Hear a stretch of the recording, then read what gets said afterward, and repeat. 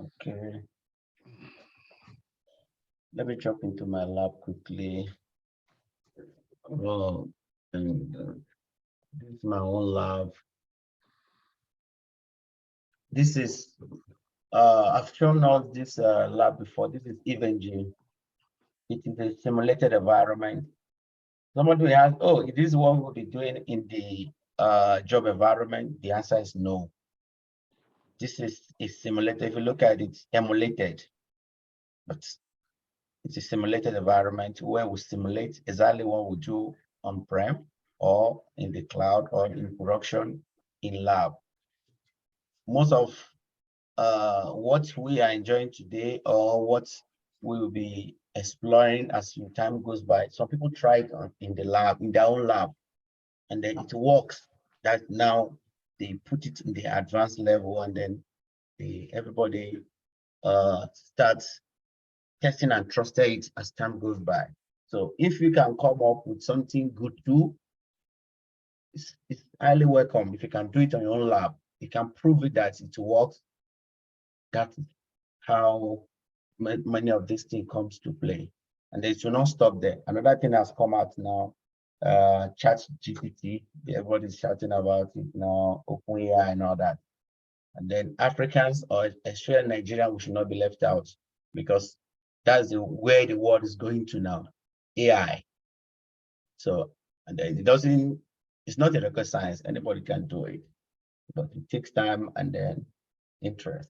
So this is the lab we'll be using, EVNG, and then it's of two types. I'm using the Pro.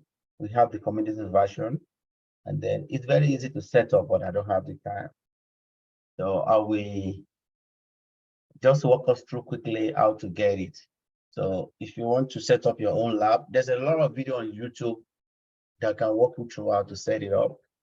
The Indian guy that I talked to that usually help me when the first time I set it up, the guy helped me to set my own up. So over time we became friends, and then since that time I've been calling him, and then he calls me on some occasionally when he needs some stuff too. So the guy said to set up each of the lab is going to charge $100. But if you are interested, fine. If not, this is how to do it. You go to evng.com.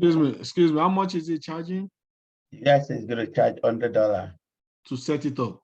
Yeah, but you need to have a good laptop because his own is just to set it up on your system.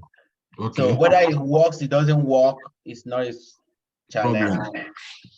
So, but this is how it's done. Look at the documentation. Can you test us the specification of that laptop on the forum? Okay, I'll do that. Yeah, I'll do that. So this is the documentation.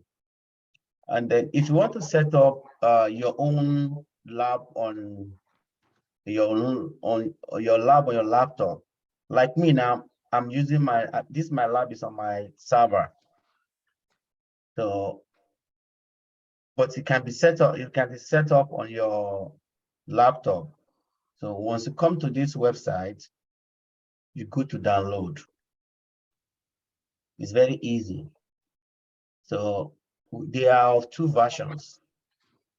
This is professional version, but to start with, you don't need professional version because it costs $100, about $150 now to buy the license. $150. Yes. If you look at my own, let me show you quickly.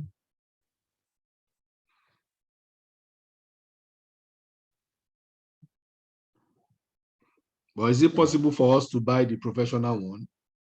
It's possible. It's not even possible only. You can download it, but the functionality will not be there if you don't buy the license. So the license is what costs $150. Yes. So let me close this lab. That project is the project I'm working on for one client. So now look at me. This is license information. So if you look at my own, you say it's going to expire when? 2023 0329. That's March 29. Mm-hmm. It's going to expire. So when it expires, I need to buy another one. So, but this is how to do. You upload it. They will send it to your email. You upload it here. So that's it. That's the professional version. But it is recommended. It is expected that, or it is always better to start with this one, free community edition. This So one this, is the, okay. this one is.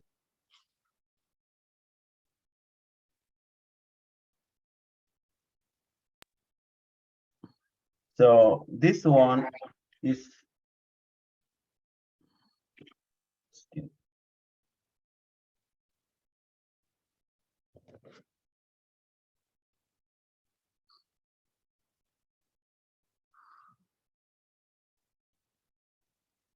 Okay, so if you download this one on your system, everything you need is already provided here. We just need to go step by step. You download the community version. You can download from the Mega Mirror or from the OVA. So, but if you want to install it on your own system, this is the one you're going to download. ISO. You can download from any of these two links, either from Mega Mirror or from Google Link. It's the same thing. So after that, we will download the VM workstation. This workstation 2 is free. And then I have the key for professional version of VMware workstation. It seems I've sent it the other time. If I don't send it, I will send it. I have a key for this one. I sent it, right? Yes, on the Okay. platform. And it works, right? Yes. Okay. We can download the VMware workstation. VMware workstation, is it not the latest version is 17 Pro, and then we put the key, everything will work. So you need to download all these two. Download the window integration pack. Download this one, and then that's it. You are good to go. The other one will just be step by step on how to install those stuff. There are tons of video on on YouTube on how to set up the lab on your own. So that's just it. So this is how to use it. I don't want to click the one I've done before. If you are a new user to EVNG, just click add a new lab. You click add a new lab, you can name it anything you like, but this one I'm going to name it Alto. Palo lab. Okay. So once you click save, it's going to be on a plain text like this. So you right click here. Once you right click here, it will give you some options. This is node. Node means where you have your resources. Because after you set it up like this, you need to upload behind the scenes some objects. Look at it, look at my own. Download it is one thing, and they need to install all these things in it. This is checkpoint, this is Cisco IOL, Cisco router, Cisco switch, Docker, FortiGate, Palo, Peace and Firewall, all this. You need to upload it through what? You need to use this application called WinSCP. This application, you need to use this application called WinSCP. It's free download too. So there are, like I said, you need to watch the video on how to do that. So which video do we have to watch? Video on how to set up EVNG. Okay. So that's it. So now let me bring Palo out. But before I bring that one out, let's discuss briefly about how it works. Let me bring this painting out. Can we all see this painting stuff? Hello? Yes. Okay, cool. So now this is we've done this one before, but I will need to do it again because when you look at your some job description, the right it's sometimes you see network architect, design, implementing. This is what they do. So they design to clients. So, and then every organization or every deployment, this is how it always look like.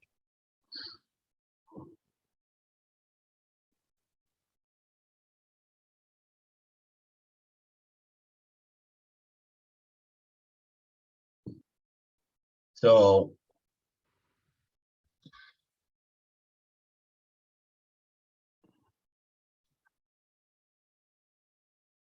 and then since we do all this last week or so, but we need to reiterate it.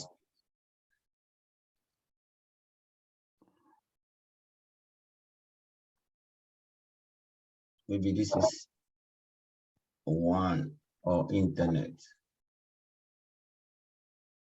So now, this is our Palo PA.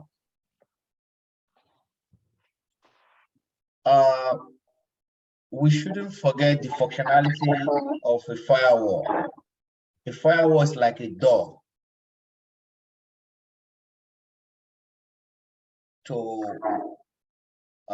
let's say, like a door of an entrance or like a bodyguard. No, like a guard. If you go to some department, some apartment or some big offices in the downtown, you see some guards or some security men stand around. After you open the door, they will ask you, who do you want to see? They check your ID, they do all that. That is what firewall does. It's a security appliance. It check what goes in and out of a network. So it checkmates the whatever transverse the firewall. That is what the functionality of the firewall is. Without firewall, the network will move. The network will go on. You know, we started with network devices, switches, and routers. Without firewall, we were able to communicate. We were able to ping each other. But with firewall, there are some protocols that will not be enabled, that will not be sanctioned by the organization. So we need to look at it from that perspective, because when we start doing interview, these are the questions they will start asking us. What is they may not directly ask you what is firewall, but that one is too simple or it's too elementary. But when they ask what is the network profiles, what is app ID, what is user ID, content ID, they are related to what I said, because that is one of the functionality. The reason why Palo is selling like crazy is because of those IDs I mentioned. Because some firewalls, they don't have that kind of capability before. But now most of the firewalls, even now today, we have a partner from Checkpoint that visited us, and then they did some meeting with all of us in the office today. It shows us some of the latest capability of their firewall. They have AI embedded in the firewall now. They have ML in their firewall. They have advanced DNS filtering, DNS scanning. So every firewall vendors, they are now making sure that they stay up the game, shoulder to shoulder with other firewall in the market. So that is that. And apart from all these features, there are some other things that made Palo Alto Firewall stand out in the market. It has ease of deployment and the ease of configuration. When we go to the GUI, we see it's very easy to manage and all that. And it's very easy to troubleshoot. And then back in the days, people said they have good support, but now a lot of people are complaining that their support is worse. And then when you have that kind of support that people need you and then you don't respond on time, some clients will start moving or look the other way. So on this diagram, we have this is inside, this is outside. No matter how you differentiate it or define a network, it's only like this. Another place that we can quickly talk about is DMZ. So the DMZ is the full meaning of DMZ is demilitarized zone. Mm-hmm. So now this DMZ is basically designed to keep servers. It's basically designed to keep server farms. So maybe we have, I'll just touch base on some of the concepts quickly. We have server farms here. And then we have load balancer here. So now maybe we have like F5. F5 is another product. Don't worry yourself about that, but it's a load balancer. But what I'm saying is this: these three servers, they will be exchanging or rotating their functionality or services to users based on the configuration of this load balancer. If one is overloaded, it will look at the one that's less utilized and transfer the user to it. If one is not available, it will look for the next available one and transfer the user to it. That's what this one does. It does work of load balancer. So now, why do we need DMZ zone? Basically, we have traffic coming from internet. Because why I'm explaining all this little concept is knowing how to configure the firewall is one thing, knowing the theory behind it is another thing. So those are the little theories behind it, and then we can still read more about it on our own. So now, why do we need DMZ? DMZ is needed because if you look at, maybe this is you from your house. You want to touch, you are going to, what's it called? You are going to CNN.com.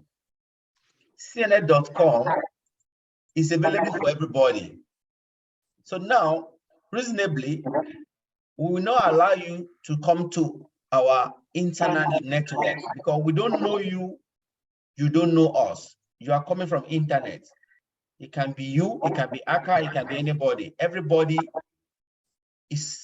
must be verified. And then there's a concept going on now, they call it zero trust. Zero trust means always what? Always verify. Never trust, always verify. Zero trust. So now when you have a zero trust concept implemented in your environment, you want to see the visibility of everything coming in. But based on the best practice, if you have server farm, you should put it on DMZ. So when traffic is coming from internet, for example, it's coming from internet like this, instead of to go to our network, it will direct to the DMZ for security reason.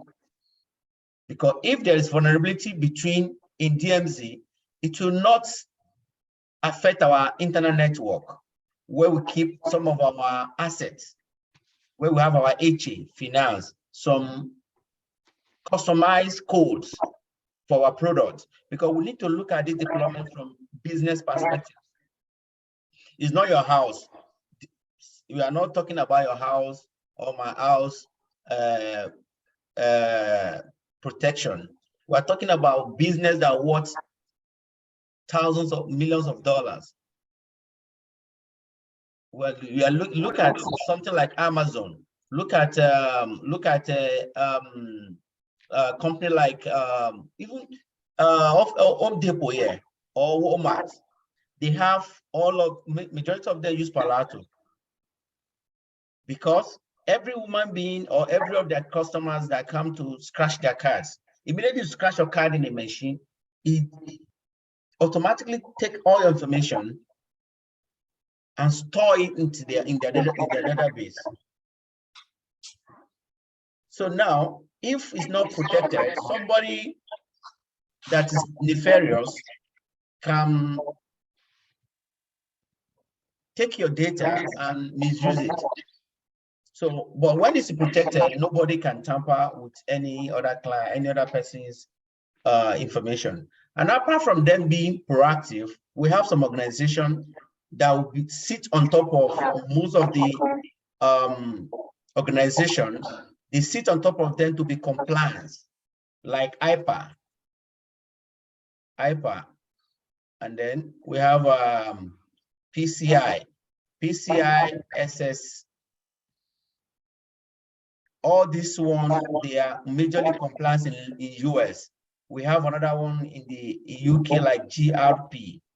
There are many now that sit on the companies, on the large organization, that they should be compliant to save how they use and keep customer data. So if we want to get this picture right, is to look at this discussion or this conversation from business perspective. If you look at it from firewall, you may not get the whole picture. But when you look at it from business perspective, you now see a reason why organization discuss interesting conversation on how to secure their clients or their customer data.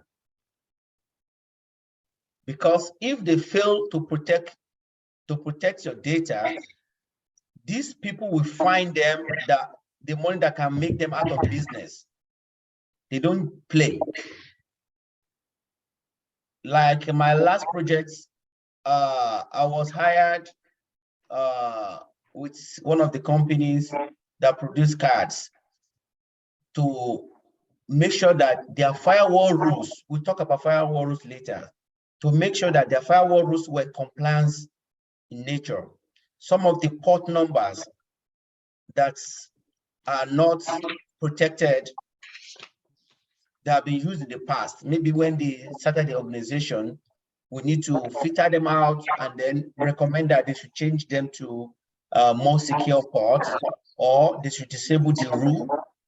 Some of the rules in the firewall, they have what they call any. That's, they don't have any service. They can go to anywhere, they can allow anything. So these are not compliant in nature. So those are the things they pay more than, we are 24 in that team. They pay all of us to check to checkmate all this. So for you to know that if they can pay about 24 people just to make sure that their rules are compliant in nature, for you just imagine how much is going to cost them if they fail to do that. That's a lot of money. Wow. Yeah, they pay. We are 24, one, and then we have a team lead, we have architect, and then we have some other people that we report to, more than 10 other people working in that same team, just to make sure that they are compliant in nature. A lot of the day, I mean, even sometime in a week, I may not even do anything because the job is for like 10 people and then 24 people are doing it. So just Wow. imagine. So That's free money. that's how it flies sometimes, you know. So now in Palo Palace, they call inside trust. They call outside. Can I ask a question, please? Let me say this one. I will Okay. give you for correction. Palo Palace call their inside trust. They call the outside, they call it on trust. So now, if we are talking about, if you want to send with a lot of competency in Palo configuration in interview, just use trust and untrust. You can use inside, outside. You can use internal, external, but it must sound for Palo. If it's Palo interview, use trust and untrust. So let me give room for questions now. Sorry, my question is, for a question like that, what would be the question for us to say trust, or because I know they used to have something about DMZ, zone, but maybe I didn't get the question right. Okay. If somebody asks you Okay, in sorry. interview that how can you troubleshoot a firewall, or how can you troubleshoot a network? If, for example, a user calls that, hey, I can't connect to a server. So what you need to ask, what you need to tell the person, the interviewer, is, I will look at where the traffic is coming from. Is it from trust to untrust, or from untrust to trust? But that one still sound elementary. But if you want to sound professionally, you look and say, is it inbound or outbound? If it's inbound, it means it's coming from outside. This is inbound, in. This is outbound. Don't get confused with in and out I wrote before. They are not the same conversation. It means the traffic is going out. The inbound means the traffic is coming in from internet facing ports. Another one they always talk about is ingress. Yeah, and egress. Egress and ingress. That's another name for the trust and untrust. Yes. No, this one basically talk about ports, interfaces. Oh, ports. Okay, ports interfaces. We talk about interface that is involved in the traffic. Look at the egress and ingress. So that's that. So, Mr. Papa D, your question. Okay, my question is like from this diagram here, all the traffic coming from the internet, like the one, do they have to go through? Do they have to go through the DMZ, or they can just go straight down to the nodes, to the PCs straight? Okay, that's a fantastic question. Okay, now this is how it works. The question is, number one, yes. Number two, no. Mm-hmm. I will expatiate on this yes and no. If now this is me, look at me now, this is Abby, and I work for ABC company. Mm-hmm. If I'm connecting from my house to resources on this network, which is Trust Network, I'll be allowed, because I'm a part of this company, but I'm working remotely. Mm. But if you randomly user, you want to buy something, or you want to check something on CNL, or you are going to our website, you can't go to the internet because we don't know you, we don't know us, and that is not recommended. It has to be checkmate. Yes, it needs to be segmented. But look at it. if we put our server internal, some malicious guys, nefarious guys, they can make our system vulnerable for attack. Because as you speak, we are learning, or we are discussing about how to secure. So people, as you speak now, they are on dark web discussing how to break. Yes, every day they are discussing how to break, and they are breaking. And as we speak again, some people are making powerful software on how to make the system vulnerable. That is why the vendors, the security vendors, they don't sleep. Why the attackers don't sleep as well? So they need to move 2 steps ahead of them. So now you get the question now is yes for the company teleworkers, is no for internet users. Okay. Okay. I believe that answers the question, right? Yeah. Okay. Yeah. Another question is that is it everyone that trying to go to CNA has to go to? Is it every IP address has to go through the DMZ? Say that again. Is it everyone that is, maybe you are going to CNN, must you first go through the DMZ before? Yes. If this is CNL internet network, this is their server, servers. CNN may have more than 10,000 or millions of servers all over the world. They cannot allow you to come to their network. You go through DMZ, but some organizations don't call it DMZ. They may call it extranet.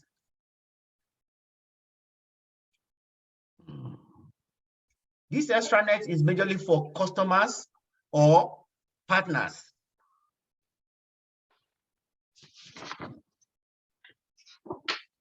So no matter what you call it, it's a way of segmenting it. When I was working with Pfizer, we have DMZ1, DMZ2. So for you to know, it's not just me waking up and just form it. It is used like this. It is the best practice for organizational naming convention. We have trust, we have untrust. We have DMZ. We have DMZ1, DMZ2. We have trust, we have untrust. We have some other naming pattern that is not even related to in and out. Because when you have a large organization sprawl across the world, you may not have one zone. And then now, I said it last week, but let me reiterate it now. Palo is a zone-based firewall. Does anybody can just tell us quickly about what is zone? What is zone? Yes. Well, I think Palo, like you said, is zone based, which is interzone and intrazone. Yes. Right. And intrazone is within the network itself, and interzone is going outside the network. Okay. Right. Yes. Okay. I think that's all I know. I said what is zone. I didn't say what is intrazone or. Oh, okay. I say what is zone in Palo. Even not only Palo, in any firewall. Okay. What is zone? Because I did one interview when I started doing interview. The man was asking me A, I was saying about B. When I say my B finish, say, what is that thing? But I don't know it. I don't pause. So now zone this is what it means. If you go and check Palo documentation, it means grouping of interfaces.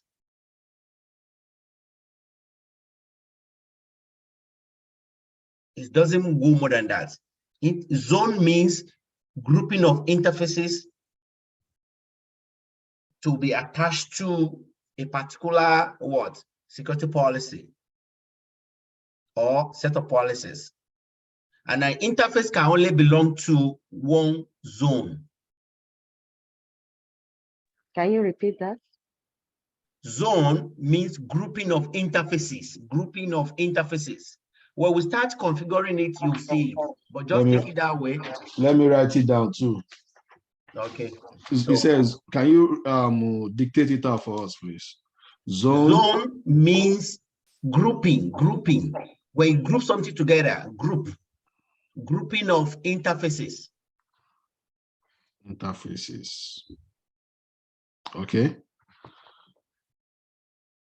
That can be assigned or attached to security policy. Be assigned or attached to security policies. Yep, that's zone. It doesn't make more than that. Since when I've been doing interview, they've asked me what is zone. They've asked me what is trust zone, what is trust and untrust. And then they've asked me about the one you said just now. That is default zone, intra and intra. We'll talk about that one when we reach there. But all this one I've said so far, do we get it? If it's only this one you get and then you understand it, it's better. And then I've said it the other time that most of the time, all you this said intra-zone and what? No, we'll talk about that one later. We'll talk about I want to get it noted. Okay, I said intra-zone and inter-zone. They are default zone that come with the firewall. Okay, so now when we start configuring this firewall, we will see the picture clear. It's not difficult. It's not difficult at all. We just need our minds to follow it up. Yes, sir. Just difficult. And I said something before that most of the time we don't set up firewall this way. This way I mean like single. No, most of the devices on the network is in double. I've said it before, right? This one will be 2, this one will be 2, this one will be 2, this one will be 2. Why? Can somebody tell me why we do it in 2 deployments? Because if one fails, the other one will catch up. Okay, that's redundancy. Redundancy, yeah. Yes. But the best way to say is to avoid single point of failure. So they only ask that question. Why do we need to, what is HA? We'll talk about HA later. So, but let me just touch base it quickly now. HA, the purpose of HA is to avoid single point of failure and then to have business continuity. Imagine, that's why in Nigeria, we get this concept easily. How? In Nigeria, we use generator. If you are doing business that is critical, you won't have one generator. I believe everybody's only proactive when it comes to business. It's either you have generator and you have NEPA as a backup, or you have 2 generators, 1 standby, 1 active. Because we always know that one will pack off one day for one reason or the other. The same way applies to all these appliances on the network. They always go in double. Even some people call it dual. Now, I said something before on the network. Let me explain it now. Let me check, maybe I can see that picture. I can see that, let me go here. That's what I want to ask now. Okay. Okay, this is how it flies. This is how like there's a project I'm working on now, like I said before, this is how I deploy it. This is one firewall, this is another firewall. The switch is one. The switch, another switch is one here, router is one here. But if it's a very large organization, this switch can be 3. This one can be H or layer 3 switch. Another 2 switch will be here, layer 2, layer 2, layer 2. The same thing router. The router can be 1 here. Maybe this is our router. Another router will be here. This is the ISP router. So because we can connect to ISP router before we connect to router. When you see internet, it's a router too. They are just putting this cloud to make it like as in a cloud. No, it's like it's a router too. But it can be ISP router. It can be AT&T. So that is just it. So now when we reach this deployment, we do all this practically, we test it, and then we see how it flies. So can we apply the same thing like what the other sister said, like the redundancy? Because I saw you put an ISP here. Like, can we apply the same format that we use for redundancy internet? Can we apply the same technique on this? Yes. Okay. See, this is how it flies. You know, I told you that it only comes in 2. Now there will be ISP1, ISP2. They don't go in 1. One will go like this, one will go like this. Because if AT&T fail us, Comcast we go will to pick Comcast. And then they are seamless. Yeah. We've designed them, configured them in a one manner that if one is having problem, it should pick another one. So that's it. That's a dual or something, or what's it called? Yes. Yes, it's a dual ISP. So that is that. So now let's move on to our lab. So if you can. I have one question, but I think I missed it when you were talking about, is it Ingress or Impress or something? You've cleaned it out now. Ingress or something. I think Mr. Gano was trying to, he was asking. I sent the message that the interface traffic times, the inside that was used to professionally ingress. Okay, he said the ingress and something. So I don't understand. Is it for ports or what? No, he said it's for interface traffic. When you are talking about interfaces, you can use that terminology as ingress, ingress and egress. Okay, egress. Okay, that's what I want to. So now you are talking about, but the arrow will not be the same. This arrow will now be like this. We now face outside like this. This is where the traffic comes from, and it goes out from here. If the traffic is returning, this one that become egress will now become in. So my question is, the ingress is for the inside or outside? Baba, you see, like I said, we'll deep dive on this one later. Because this one is majorly on the interface. When you are analyzing where the traffic is coming from, you can use inbound, outbound. But when you want to specifically talk about the interface, you say it's ingress or egress. Okay. Yes. And the another thing I want us to have at the back of our minds is that firewalls are the same. Firewalls are the same. Because if in Nigeria, I know we have Diamond Security. This is the most common one. Most of the banks use them. We have some other names. So no matter the names, the purpose is to secure the assets. They may wear different clothes. Because like I said last week, the owner of Palo work in checkpoints. And then I downloaded something today quickly. Let me show us. Where's the? It's downloaded this picture diagram.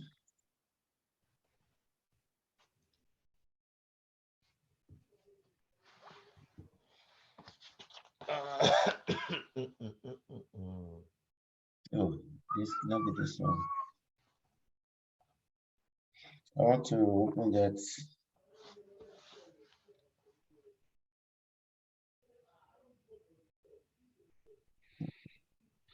I don't see the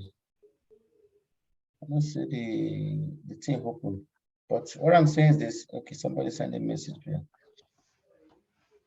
Okay. So now add it. Yeah. Okay.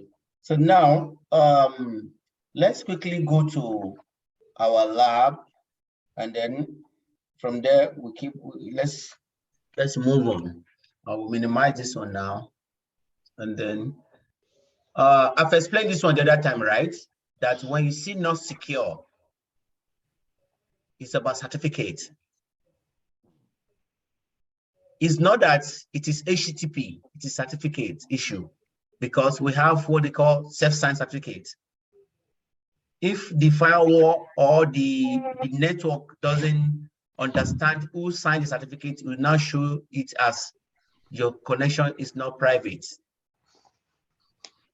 So we talk about certificates when we are doing some of the configurations. And then if you want to watch videos, let me tell you the video you can watch. Okay, look, this is what I was looking for before. All these firewalls, if you want to learn this one first. Recommended, learn this one first. You can learn this one. You can learn this one. You can learn this one. All this one, they don't even exist. I'm trying to. Palato is good so far. But I said something the other time that when we were in the class, when the doctor was teaching us, he emphasized on Palato. Everybody neglected other firewall. Me, I put my 90% on this. I have zero knowledge about all these ones. But when I left the class, I started learning all this on my own. Though the man teacher, but I did not pay attention. But mind you, the first job I got through Palato. The second one, checkpoint. Second one, checkpoint. The one I'm doing now is FortiGate. I learn all this one on my own. But once you come in, you now begin develop your skills set. So that just, but it's better than to be jack of all trades and the master of nothing. If it is this one you know and you branded. When I did one interview, they were asked, the first job I got with Visav, we were doing interview with Palo. One lady, one India just came in and said, do you know anything about checkpoint? I said, I didn't know much, but do you know how to upgrade it? I said, no, I'm not managing checkpoint for now. It's okay, I understand. They still give me the job. Because I did well on the Palo side, and that's what they wanted. But let's assume that I have 20% here, I have 5% here. So it doesn't make any sense. But if I have 80% here, I have 10% here or 5.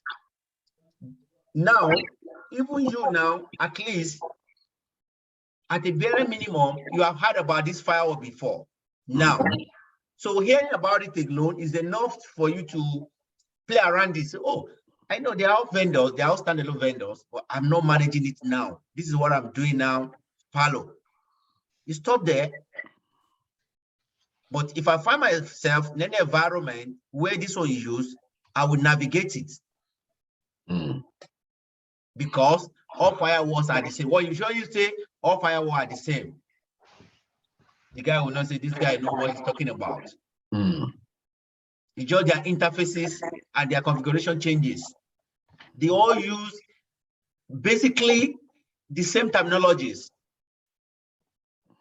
So when we are doing all of them, I'll be comparing them side by side. And then don't forget, we compare Palo and Cisco SA the other time. Another thing I failed to mention was this is Cisco SA is what? Stateless. Stateless. Why Palo, this one, Checkpoint, they are stateful.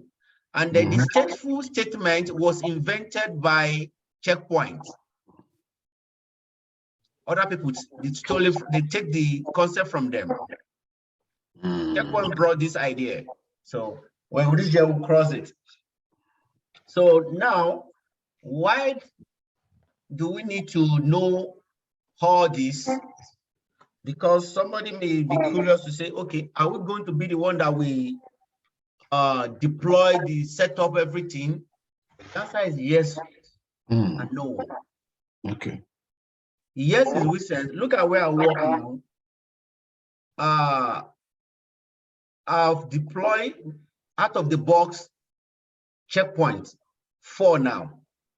I've deployed 4 FortiGates out of the box. So if I don't know how to work around it, it becomes an issue. And then there's nothing big there that we will not talk about it now. Having the idea, even if you don't even become expert immediately, or once you have the idea, it becomes at least added advantage.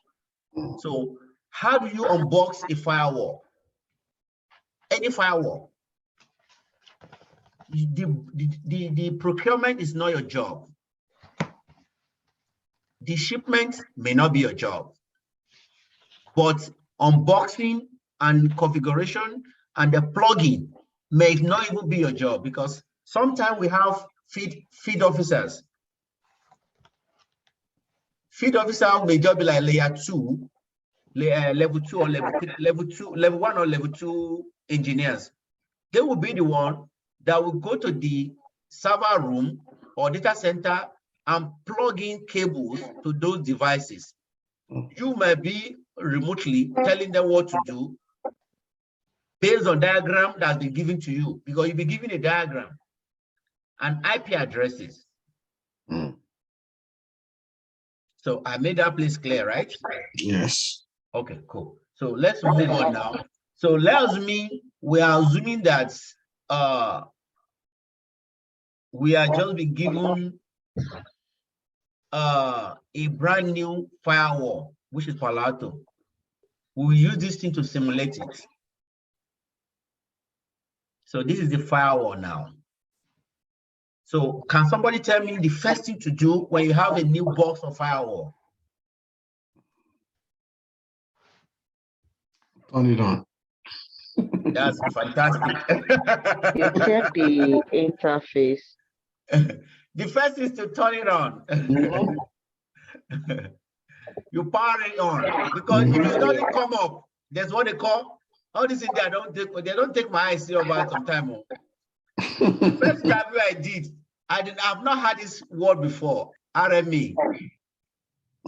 The guy asked me this question. Okay, when you say you have been working before, okay, have you done RMA before? Yes, sir. No, sir. You see, some people, this is their job. This is what they do. They do procurement and they set up ticket for RMA. RMA means return manufacturer default. I don't know what this A means, but return manufacturing default. When you buy, okay, let's check it on Google self. RMA Palo.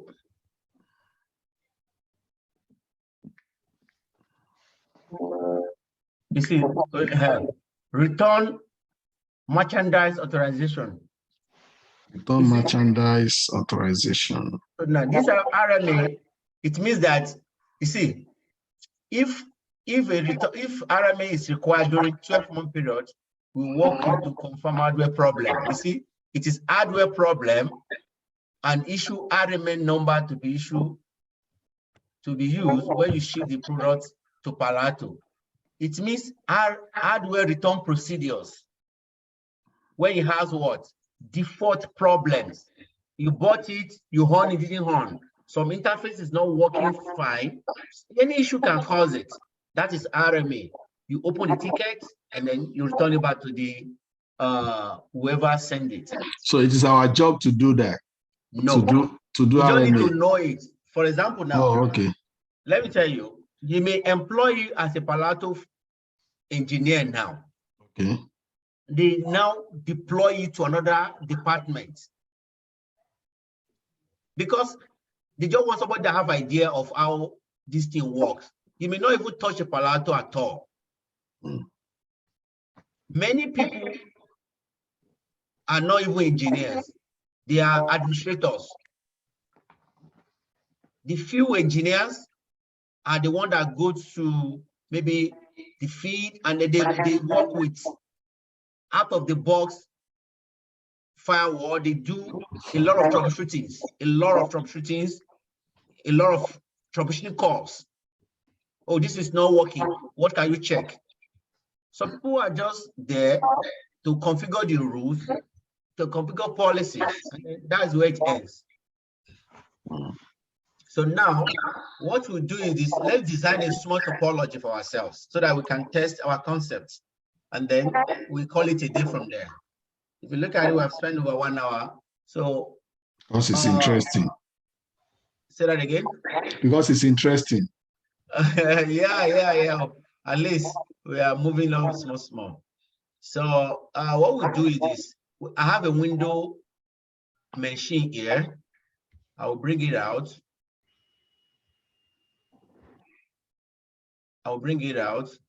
And then I'll bring what's it called? This is how to design your lab too. You can bring them out like this is simple topology. I'll bring the router out. So the router will be here. So now what you need to know now is we talked about this thing before. Another thing you need to do if you have a new firewall is to use a console cable to the console port, or you plug your cable to the management port. So now this is our simulated network that we use as a management. So now if I bring this cable, maybe this is you now, it has you to configure this firewall. You carry the cable and plug it. It will give you options. See management. You click it and you say save. So now you have done this. And then most of the time, Palo Alto and some other firewall come with default IP 192.168.1.1. Most of the time, checkpoints, Palo, FortiGate come with 192.168.1.99. But Palo now, I think they've changed it to 1.254. You don't need to memorize it. When you reach there, you see it. But when you are saying something in interview, you are referring to all this. They know that you have been playing with all this for long. And then, as a way of reference, as we speak now, Palo Alto is in version 11.0. These are latest. I started with them when they were 7.0 till now. So we have 7, we have 8, we have 9, we have 10. All these ones are called software upgrade.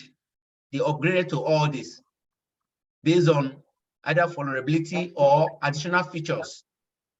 So now, when I just pray I remember to explain how to upgrade them, but just having in mind that this is the latest version, because somebody asked me a question about a week ago. Okay, they deployed me to another project. So the client want to just test me, my skill sets, before they push me into the project. Say, okay, do you know how to deploy check FortiGate? I say yes. I've worked with the check FortiGate in the past, and then okay. What's the latest version of the FortiManager? I said it is 7.2.1. Oh, okay. It's 7.2. There's no one there. So the guy says 7.2. The one I knew very well was 7.0, which is their latest. This is our former latest software, but now it's 7.2. Checkpoint now, as you speak, is RAT 1.20.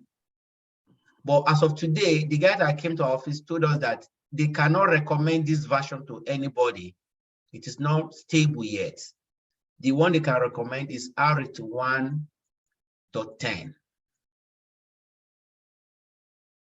This one, I've upgraded this one several times. So that's it. But when we reach there, we talk much about it.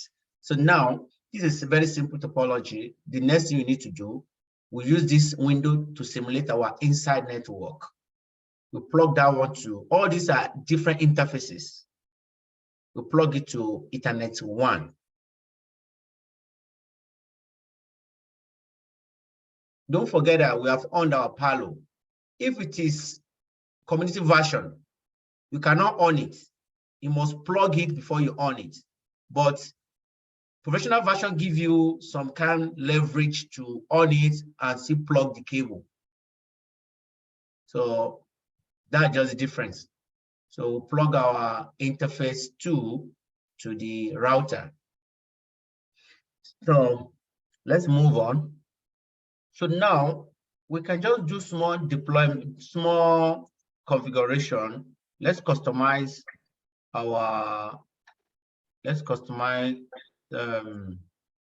this line a little bit. A line. Okay, edit style, edit quality, edit style. Okay. So now this one will be on trust.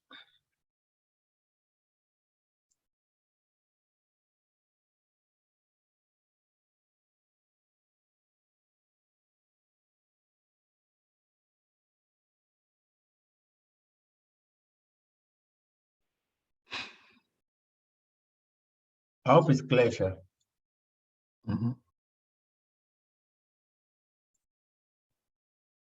This one will be trust.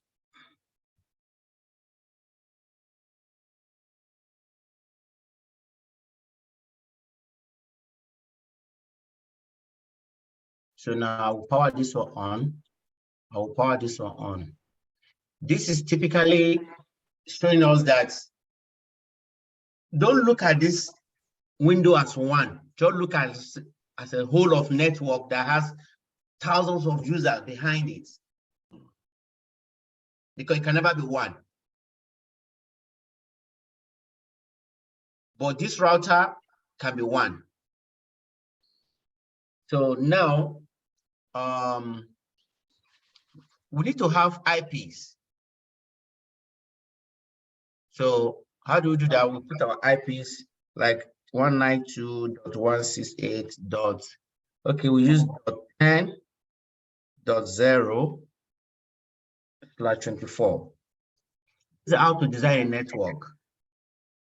And then if you go to a client, if you are having they call it scope calls with a client, the first thing we ask for is diagram. Can I have your network topology or network diagram? It will give us more visibility into where what goes. Okay, we can put here, because most of the time on the external side, it is public IP. So our public IP can be 150.1.1.1. I will delete all those ones. 1.1.0/24. This is public IP. I hope nobody having issue with any public IP or private IP. So this is public IP. This is private IP. So when we are talking about NATs, I will explain more about this too. So now, let's assume this is our laptop now. We need to have a console access to this firewall. So on this lab, we just need to click on it. It will open. See it here. It opens and it has generated what? It has generated an IP 10.0.0.79 because it has what they call DHCP on this management interface.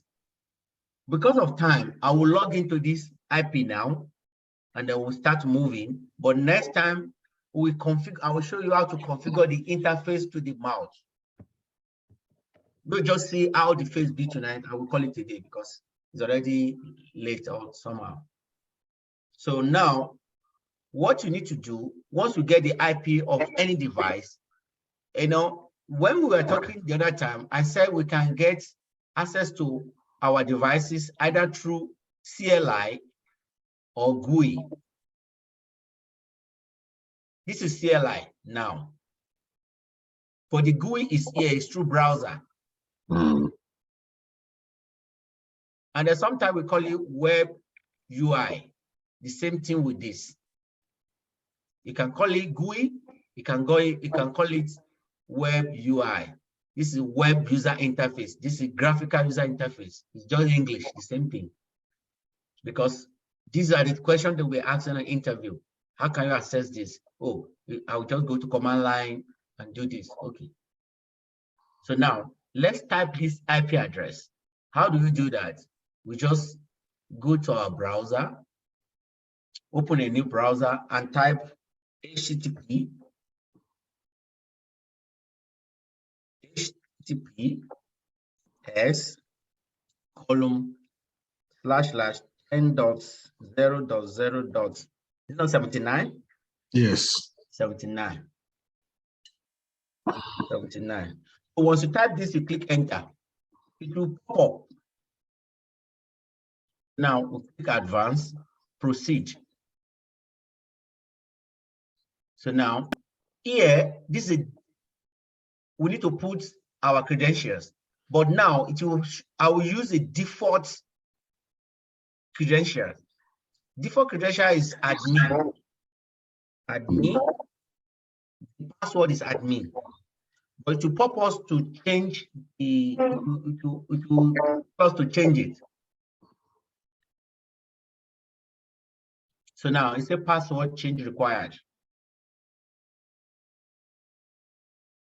It wasn't like this before, but from version 8 to date, it is like this now. So now our old password is what? Admin. So put our new password, we can just put admin123. But I make the capital A and 123 because Palo will not accept it if it is not regular. You cannot even accept it like this. I will put capital A at capital A admin at 123. Capital A admin at 123. The password. You are logging. You logged me out. You want me to log in again? Admin. Capital A admin 1 at 123. And we'll log in. So this is the graphical user interface of the Palo Alto. This is one of the most beautiful interface they had, or they have for now, because it's better than the former interfaces. And there's more web design, look, they have a lot of features. Remind me later. So now this is it. If you look at this general information, look at the IP we came in with 10.0.0.079 under what? DHCP. And then this is our default gateway. And then look at the version here. This is software version. I said they are in level now, right? This is 10.1.3. So, and then this is the data. I did not see that. This is software version. Can you see it now? No. Oh, you don't see this one? Can you move your 10.1.3. I didn't see your console. See my console? You see my console? No. Oh, they were so tiny, but I can see the console, but I don't know. Okay, can you see my console now? No, I did not see it. Okay, let me do it like this. Oh,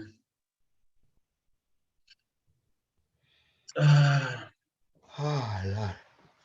But don't worry, don't worry. But Okay, Canada people see it. 10 dots. You see now, I highlighted it. Yes, Can you see me? yes, Highlighted yes. I Yes. didn't I can see them boldly, but I don't know. I don't know. Maybe other can see it. I can see it very well. Yeah. I can't see them at all, but I can see the console. Okay. This is 10.1.3. And then look at the tabs. We need to get familiar with all these tabs. They perform different functionalities. Maybe because I'm using my phone. Oh, sister. Okay, I see now. Yeah, I saw it now. Okay. So now, all these tabs, they have different. See them boldly? Is that?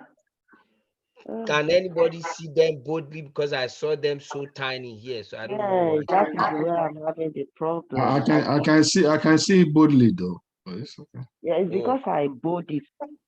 That is why If you are watching from phone, you can't get it. Mm-hmm. It's I'm watching it from computer, but I don't know. But anyway. Okay. Let me stop the sharing. Let me stop sharing and share again.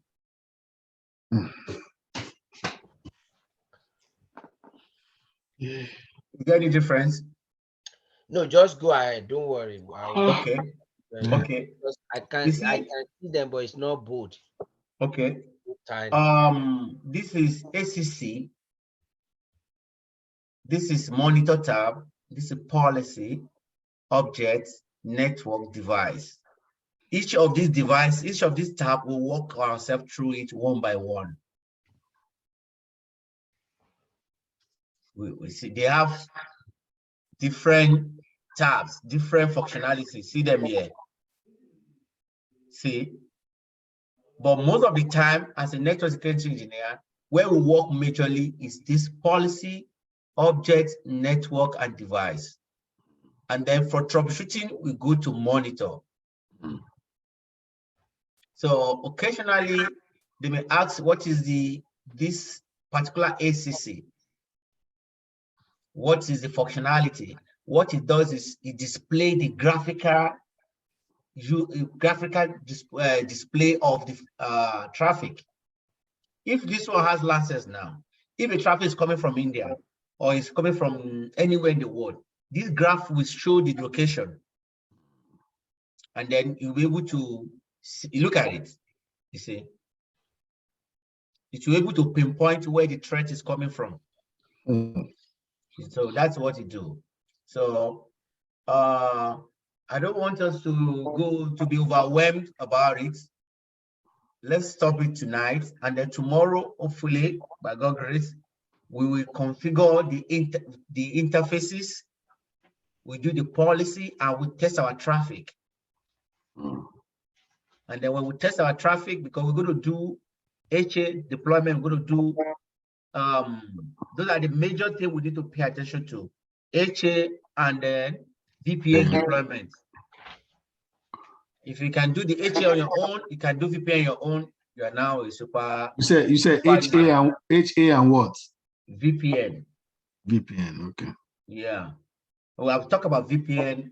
Just high level discussion about it, and then if you can read more about them, this doesn't cost a ham and a leg. So, does anybody have any further questions or questions? Yeah, I have a question. Back to this this page right here. Did you click on the firewall to go to the CLI? That